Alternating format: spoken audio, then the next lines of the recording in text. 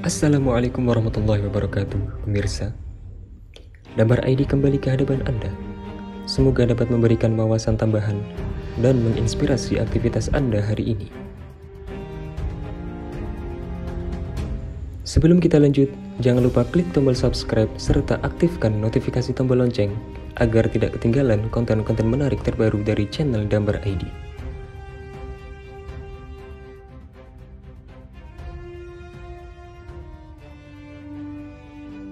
Kita akan mengulas tentang awal penciptaan bumi dan generasi awal penduduk di bumi yang dikutip dari kitab Bada'i'uz Zuhur karya Syekh Muhammad bin Ahmad bin Iyas Al-Hanafi. Allah Subhanahu wa taala berfirman, "Inna rabbakumullahu alladzi khalaqas samawati wal arda fi sittati ayyamin tsumma istawa 'alal 'arsy."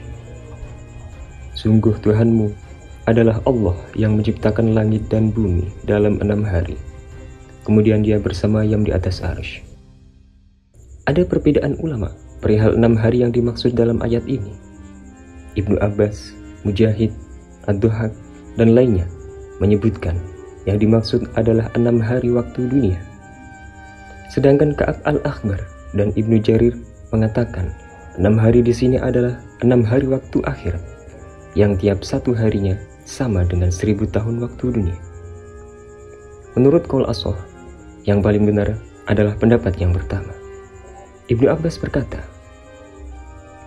ketika Allah telah menyempurnakan penciptaan langit dan bumi, menempatkan gunung-gunung, menghampar angin, dan menciptakan di dalam gunung-gunung itu hewan-hewan liar dan burung-burung.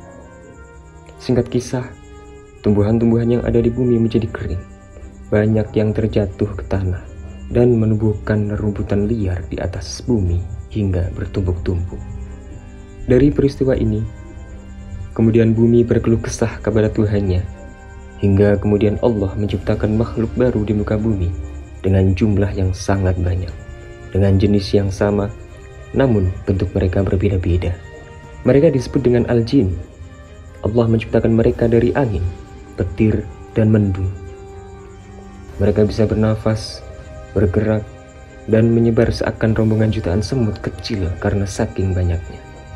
Hingga kemudian seluruh bagian bumi terisi sesak oleh mereka. Dari seluruh penjuru bagian dataran rendah hingga dataran tinggi, semuanya penuh dengan kehadiran makhluk ini. Bangsa al-jin tinggal di muka bumi selama kurun zaman yang Allah kehendaki. Dari mereka ada yang berwarna putih, hitam, merah, kuning, blaster. Ada yang baik, ada yang buruk, ada yang kuat dan ada yang lemah. Ada laki-laki, ada perempuan. Mereka kawin dan beranak pinak di muka bumi. Hingga akhirnya tatkala bumi menjadi penuh sesak oleh jumlah mereka yang begitu banyak, serta bahaya dari perilaku kerusakan mereka, Allah Subhanahu wa taala kemudian mengirimkan angin topan besar sehingga meluluh lantakkan sebagian besar dari mereka, dan hanya menyiksakan beberapa saja yang masih hidup. Dari jumlah yang hanya sedikit itu, mereka membangun kembali masyarakat dan peradaban baru. Mereka membangun perkotaan, memecah batu-batu besar, memburu burung-burung dan hewan liar di atas bumi. Kehidupan tersebut berlangsung cukup lama, hingga pada suatu hari, sebagian dari mereka berulah kepada sebagian yang lain, sampai saling berperang satu sama lain.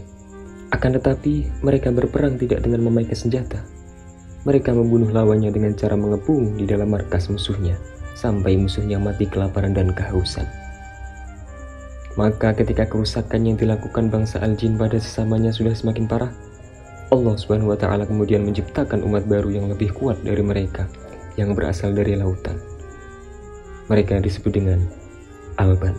Singkat cerita, bangsa Alban ini kemudian berperang melawan bangsa al-jin dan membantai habis mereka sampai tak tersisa satu orang pun.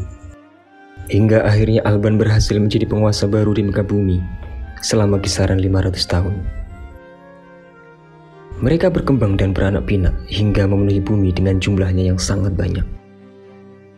Di antara mereka, ada yang mampu menyelam ke dasar bumi terbawah sampai lapis ke-7, dan mampu tinggal di sana sampai beberapa hari. Mereka tidak terhalangi dari satu jengkal pun di atas bumi untuk mereka jelajahi secara bebas. Masyarakat mereka merupakan generasi pertama yang menggali saluran air sumur, membedah dan mengalirkan sungai-sungai yang bersumber dari mata air dan lautan. Peradaban Alban juga termasuk generasi pertama yang membuat timba air, membangun jembatan di atas sungai. Mereka pun juga menguasai penuh atas seluruh buruan jenis ikan yang ada di lautan, maupun hewan liar yang ada di daratan.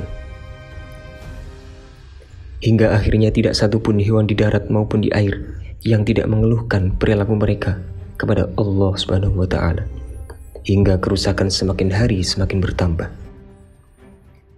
Pada waktunya kemudian Allah Subhanahu wa Ta'ala menciptakan makhluk baru lagi yang bernama Al-Jan. Ibnu Abbas berkata, jenis ini terbuat dari gejolak api yang membara, sedangkan malaikat tercipta dari nur cahaya yang terang. Malaikat memiliki sifat-sifat yang berbeda. Ada yang menyerupai manusia di dalam bentuk fisiknya. Di antara mereka, ada yang tinggal di langit dan ada yang tinggal di bumi. Ada yang bertugas menjaga manusia, ada yang bertugas menjaga arsy. Di antara mereka adalah malaikat Jibril, malaikat Mikail, malaikat Israfil, malaikat Israel, dan lain sebagainya. Adapun kisahnya Al-Jan, Ibnu Abbas berkata, Al-Jan adalah jin laki-laki. Jenis mereka berbeda-beda.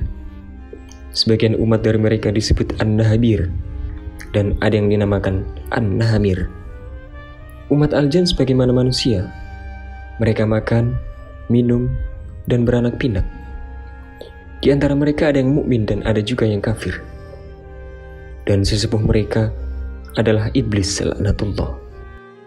Dikisahkan bahwa Allah Subhanahu wa Ta'ala menjadikan langit sebagai tempat tinggal para malaikat dan menjadikan bumi sebagai tempat tinggal para Al-Jan.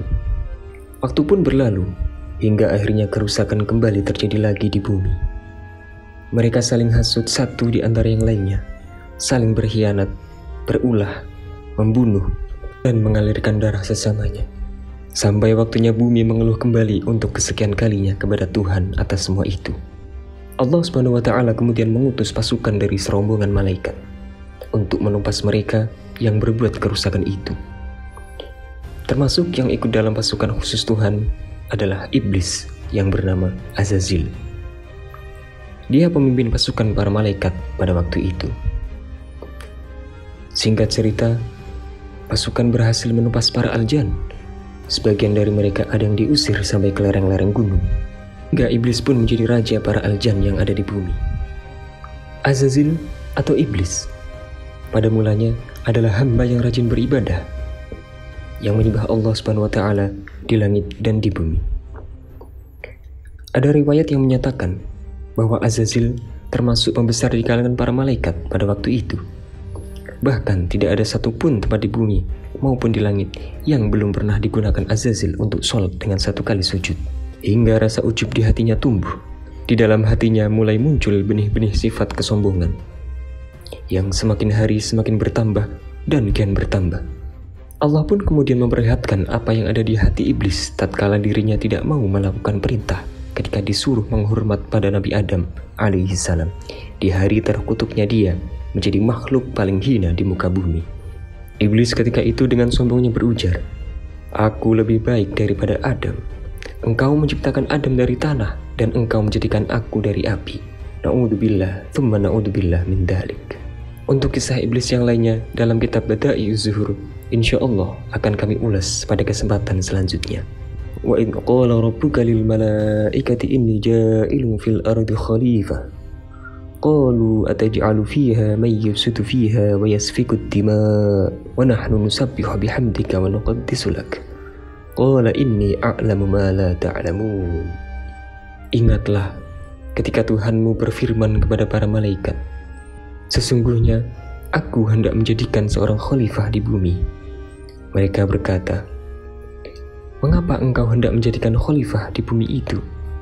Orang yang akan membuat kerusakan badannya dan menumpahkan darah. Padahal kami senantiasa bertasbih dengan memuji engkau dan mensucikan engkau.